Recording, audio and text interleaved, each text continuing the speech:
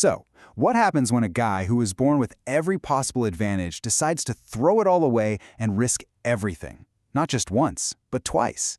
Well, today, we're going to dive into the life of Steven Langley. His story is this incredible journey through the biggest conflicts of the 20th century, taking us from the sunny shores of the Hamptons all the way to the front lines of a world at war. And you know, that one line, it really just captures everything about his life, doesn't it? It's this constant pull between where he came from, a world of unbelievable privilege, and where his own choices were about to take him, right into the heart of danger. This is the story of that journey. All right, so let's set the scene.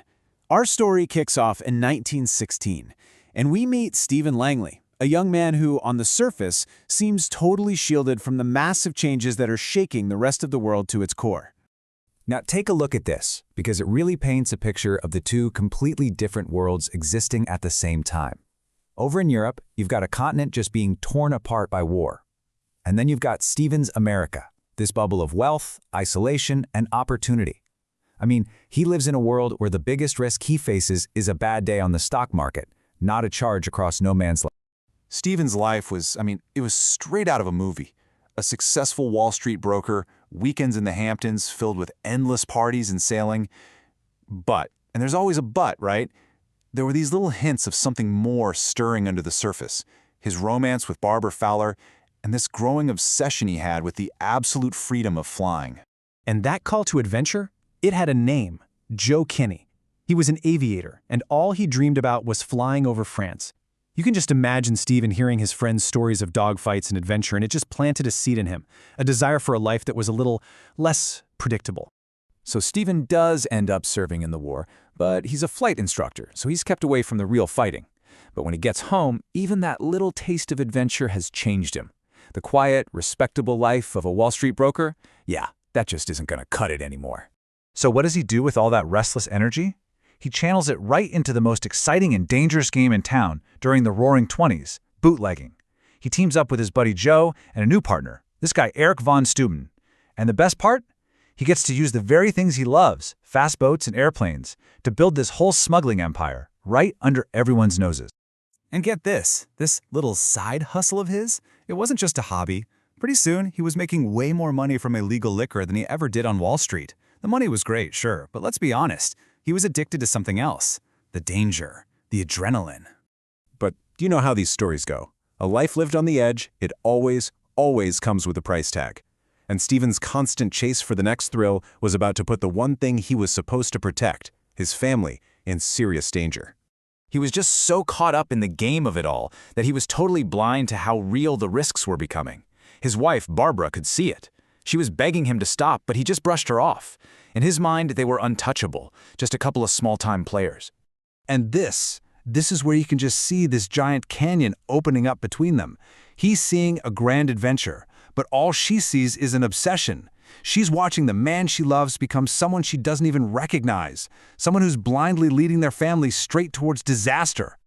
And then, it all came crashing down.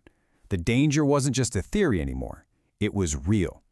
A turf war with another gang exploded into pure violence, and it ended with their business partner, Sophia, being horrifically assaulted.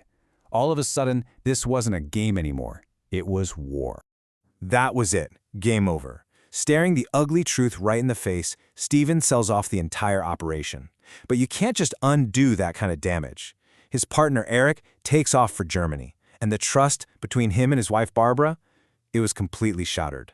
So years go by. We meet an older Steven. He's grieving, and he finds himself being pulled into yet another global war. Only this time, he's not fighting for thrills. He's fighting for redemption. So, what happened in those years in between?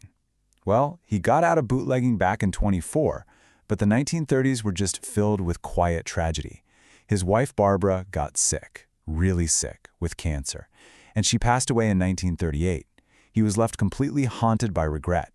And it's right at that low point, in 1939, that the world explodes into war all over again. As Nazi Germany starts to swallow Europe whole, Steven gets drawn back into the chaos. But this isn't the same guy looking for an adrenaline rush. No, this time it's deeply personal. It's a desperate mission to save anyone and everyone he can from the coming storm. And here's where things get absolutely insane. His past comes roaring back, but it's twisted into a nightmare. Remember his old bootlegging partner, Eric? Well, he's back, only now he's a high-ranking Nazi officer. And Sophia, the friend they failed to protect all those years ago, she's being forced to collaborate just to stay alive. Old friends are now bitter enemies. This war is nothing like his first adventure. This is about pure loss. His son is killed, he has to join an underground resistance group just to try and save his daughter. And then, in the ultimate betrayal, he comes face to face with Eric, his old friend, and has to watch him murder their allies in cold blood. So after a whole lifetime spent running toward danger, sometimes for selfish reasons and sometimes for selfless ones, we're left to kind of add it all up, to figure out who the man Steven Langley really was in the end. At the end of the day, it's pretty telling what's on his mind. It isn't the money or the parties or the adventure. It's the devastating human cost he's seen firsthand. His life is no longer about finding the next thrill. It's about this profound sense of responsibility to fight back against an evil that's taken almost everything from him. And that's really the big question his story leaves us with, isn't it? Was Steven Langley just a reckless thrill-seeker who ended up destroying everything and everyone he loved? Or was he a man who finally found redemption, but only after paying the highest price imaginable?